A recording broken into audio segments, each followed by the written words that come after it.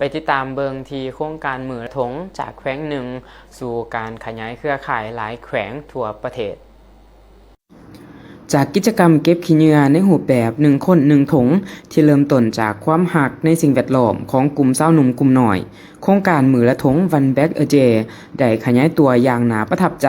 จนสามารถสร้างตั้งเครือข่ายได้หลายแขวงในทั่วสาธารณรัฐประชาธิปไตยประชาชนลาวในปัจจุบันแกนนำโครงการมือละทงเปิดเผยว่าแนวคิดพื้นฐานของการขยายโครงการบ่ได้เริ่มต้นจากการวางแผนใหญ่โตหากเริ่มต้นจากความเชื่อที่ว่าการกระทำหน่อยๆของคนหนึ่งสามารถสร้างแรงบันดาลใจให้คนอื่นๆได้เป้าหมายหลักก็คือการสร้างวัฒนธรรมรักษาความสะอาดให้ฝังลึกในจิตใจของชาวหนุ่มลาวโดยกลายเป็นค่านิยมและวิถีชีวิตบ่เพียงแต่กิจกรรมขังข่าวพร้อมทั้งต้องการให้ทุกแขวงในทั่วสาธารณรัฐประชาธิปไตยประชาชนลาวมีเครือข่ายมือละทงที่เข้มแข็งและเคลื่อนไหวได้ด้วยตนเองปัจจัยที่สำคัญที่เฮ็ดให้มือละทงเป็นที่หูจักและขยายได้อย่างว่องไว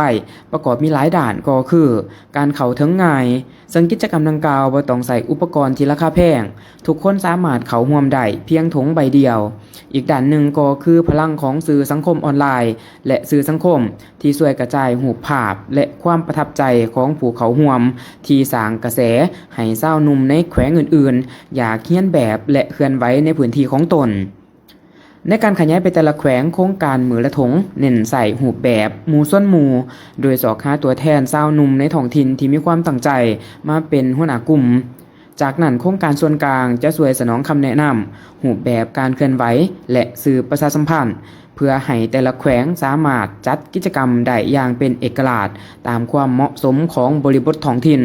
โดยได้รับการสุกยู่และสนับสนุนจากองค์การปกครองท้องถิ่นและองค์การชาวหนุ่มในแต่ละขัน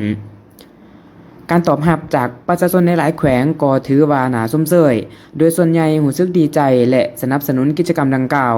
บางชุมชนห้องขอให้ชาวหนุ่มไปจัดกิจกรรมในหมู่บ้านของตนส่วนผู้สูงอายุหลายคนกล่าวว่ารู้สึกภูมิใจในชาวหนุ่มวัยหนุ่มที่หันมาสนใจและเอาใจใส่ด้านสิ่งแวดล้อมส่วนการเปลี่ยนแปลงที่เห็นได้ก็คือประชาชนในหลายๆพื้นที่เริ่มถิ่มขี้เหงื่อลงถังและร่วมกันรักษาความสะอาดในชุมชนหลายขึ้น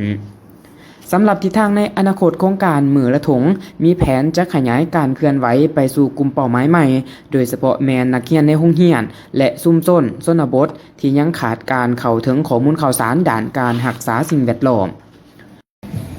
ไปดีต้องซื้อบัตรอยู่ปากเตสวัสดีผมชื่อบ๊อบบี้มาแต่อัตตปือปัจจุบันนี้โครงการมือละทงได้ขยายเครือข่ายไปหลายแขวงแล้วอย่างให้ทานช่วยเราทั้งแนวความคิดและก็เป้าหมายในการขยายโครงการนี้ให้ฟังแหน่โดยเดี๋ยวนี้รักๆก่อนอยากให้เข้าใจว่าการเก็บขี้เหงื่อแบบพวกเขานี่สลายกันพวกเขาออกกำลังกายแล้วเก็บขี้เหงื่อช่วยสังคมเพราะว่าจึงเกิดมาเป็นมือละทงได้เนาะจุดประสงค์ก็อยากให้ทุกคนหันมาใส่ใจเรื่องขี้เหงื่อเรื่องสิ่งแวดล้อมให้หลายขึ้นเพราะว่าที่จริงแล้วมันเป็นเรื่องที่ว่าง่ายสามารถเห็นได้เลยก็คือเขาเห็นปัจจุบันนี่แหละเป็นผู้ใดก็สามารถเก็บได้ขี้เหงื่ออยู่ทุกบอนทุกทีแม้กระทั่งยุ่งเงินเขาเองเนาะแต่วันนี้เรื่องจุดประสงค์ของเขาก็คือก็อยากให้ทุกแขกหรือว่าประเทศเขาเนี่ยแหละมาอยากให้ที่เนี่ยลดลงเพราะว่าตามแรงลักๆก็คือพวกเขาเดี๋ยวนี้แรงท่องเที่ยวแต่พยายามอยากให้ทุกคนหันมาใส่ใจสิ่งแวดล้อมมากขึ้นน้องคิดว่าปัจจัยสำคัญได้ในที่ในโครงการมือละทงนี่นะครับความสนใจและก็สามารถขยายไปได้หลายแขวงโดยน้องคิดว่ามันเป็นเรื่องที่ว่าง่ายหลายกลัวเพราะว่าทุกคนแม่นอยากมีสุขภาพที่ดีทุกคนแม่นอยากช่วยเหลือสังคมถึงว่าฉี่น้อยก็ตามแต่ว่ามันก็เป็นการช่วยเหลือที่แบบง่ายในการเฮ็ดนะ เขาคิดว่ามันตัวนี้มันเป็นเสน่ห์ของพวกเขาหลายกว่าเพราะว่าพวกเขาแม่นไปออกกำลังกายแล้วก็พากันเก็บที่เนี่ยไปพบปะกันเห็นหน้ากันแต่ทักทายนี่มันแบบมันมีความสุขมันม่วนไปอีกแบบ การขยายเครือข่ายไปแต่ละแขวงหาโครงการมีรูปแบบหรือการประสานงานกับภาคส่วนที่เกี่ยวของท้องถิ่นแนวใด ลักๆแล้วส่วนหลายจะได้แชทกันทาง Messenger เนาะบางแขวงกับขี่ทักมาหาเขาก่อนบางแขวงก็เริ่มเฮ็ดแล้วก็จึงทักมาหาแล้วเขากับพวกพันกันถามไอเดียเขาเป็นผู้ที่ว่าเริ่มเฮ็ดก่อนเขาก็จะ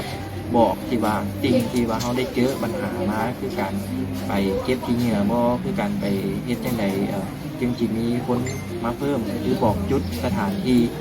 เขาก็จะได้ลงกันแลกเปลี่ยนกันเป็นแบบนี้เป็นส่วนหลายเนาะ น้องเห็นการเปลี่ยนแปลงและกับผลตอบรับจากประชาชนแขวงต่างๆ หลังจากได้นำเอาโครงการไปจะตั้งปฏิบัติแนวใด เดี๋ยวนี้ก็คือว่าทุกคนก็หันมาเห็นความสำคัญหลายขึ้นเนาะก็คือ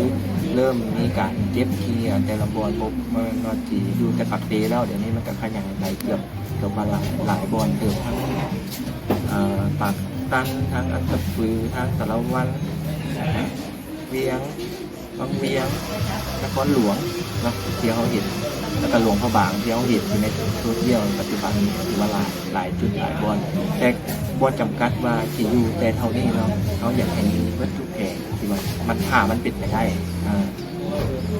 ในอนาคตโครงการมือละทงนี่มีแผนจะขยายไปสู่พื้นที่หรือกลุ่มเป้าหมายอื่นเติมอีกบ่ โดยตัวนี้กับเดี๋ยวนี้หันเข้ากันคาดหวังว่าทุกคนจะเห็นว่าจะเป็นว่าจะเป็นมือละถุงก็ได้แล้วเป็นในนามของทุกคนในนามของใครก็ได้ที่ว่าอยากเห็นอยากช่วยเหลือสังคมโดยที่ว่าเขาก็บ่ได้เรียกห้องว่าจะเป็นมือละถุงมันก็จำเป็นเพราะว่าทุกคนสามารถเห็นได้ถ้าเป็นไปได้ฮะถ้าทำมาหาเขาก็จีซอยในเรื่องการอุปกรณ์ที่อย่างแบบเริ่มต้นนะในการที่จะเห็นแล้วก็สามารถถามข้อมูลบอกเฮ็ดจังใดพวกเขามีคนหลายๆมาแล้วเขาเฮ็ดจังใดเขาตั้งเป็นกลุ่มบอกแชทกันบอกมือบอกจุดอย่างต่างๆนะเพื่อให้คนที่อยากเฮ็ดเข้าถึงได้ง่ายนะมันโมเมนต์ว่าเขาอยากเฮ็ดเพื่อเขาดังเขาอยากเฮ็ดเพื่ออยากให้คนที่หักสิ่งแวดล้อมอยากเก็บที่นี่อยากเฮ็ดช่วยเหลือสังคมอย่างแบบนี้นะได้มาร่วมกันเพราะว่าที่เขามีจุดประสงค์เดียวกันมันง่ายแล้วมันก็เป็นการที่ยึดจิตใจสมัครใจอยากมาเฮ็ดแท้น้องขาดหวังแนวใดต่อบทบาทของสาวหนุ่มและก็ซุ่มส้นในการร่วมกันขยายเครือข่ายมือละทงให้กว้างขวางขึ้นกว่าเก่าแต่ขั้นตามตัวน้องเองเนี่ยน้องกับคาดหวังเรื่องคาดหวังแต่คาดหวังอยู่เพื่อเปลี่ยนแปลงประเทศเขาเปลี่ยนแปลงบ้านเมืองเขาให้มันสะอาดขึ้นเนาะกับโบได้คาดหวังที่แม้แต่สาวหนุ่มหรือว่าเด็กน้อยเขากับคาดหวังเพื่อทุกคนช่วยกันหลายกว่าแต่ส่วนนี้อยากให้พวกน้องเชิญชวนสาวหนุ่มวัยหนุ่มเขาร่วมกิจกรรมของเฮาผ่านสื่อโครงการมือละทงในเจ้าว่าจะเป็นอยู่แขวงจำปาสักหรือว่าแขวงอัตตปือมีแต่ถ่ายเห็นเขากับไอ้บ๊อบครับหรือว่าชีอยู่ TikTok บหรือว่าชีอยู่ Facebook อยู่ใส่ต่างๆแต่แล้วถ้าอยากเข้าร่วมกลุ่มของพวกเขาเปิดกว้างอยู่แล้วมีแต่ทางเข้ามาหาเขาแล้วเขาก็จะลงกันเขากันรักมือกันหากันรถโหยากเนาะและขอตื้มอีกอันหนึ่งก็คือเขามีกิจกรรมอาทิตย์หน้าวันเสาร์เวลา5 โมงตรงเนาะอยู่ภูสะเหล่าสำหรับใครที่อยู่ปักเต้นะไปร่วมกิจกรรมของเขาได้วันแพ็คก็คือสามารถเอาถุงที่เหงื่อนี้ไปแลกเอาน้ำดื่ม1 แพ็คได้1 แพ็คทางอัตตปือได้เจาะโดยสำหรับน้องก็สำหรับวัยหนุ่มอยากมาร่วมโครงการกับพวกเขาอันนี้เขาไม่ได้เลยเจ้าเพราะว่าพวกเขาเปิดรับทุกคนเลยเพราะว่าสำคัญเขาอยากให้ทุกคนได้มีส่วนหนึ่งแล้วก็เป็นการแก้จิตสำนึกแบบให้พวกวัยรุ่นหรือว่าอันนั้นมาหักสิ่งแวดล้อมกันส่วนเด้อ โครงการมือละทง One Bag a Day จึงบ่เพียงแต่เป็นโครงการเก็บขี้เหงื่อหากแต่เป็นการเคลื่อนไหวทางสังคม ที่กำลังจูดไฟความหักในสิ่งแวดล้อมให้ลุกโชนในใจของชาวหนุ่มวัยหนุ่มจาก1ถุง1คนสู่ 1,000 คนในทั่วทุกแขวงของสาธารณรัฐประชาธิปไตยประชาชนลาว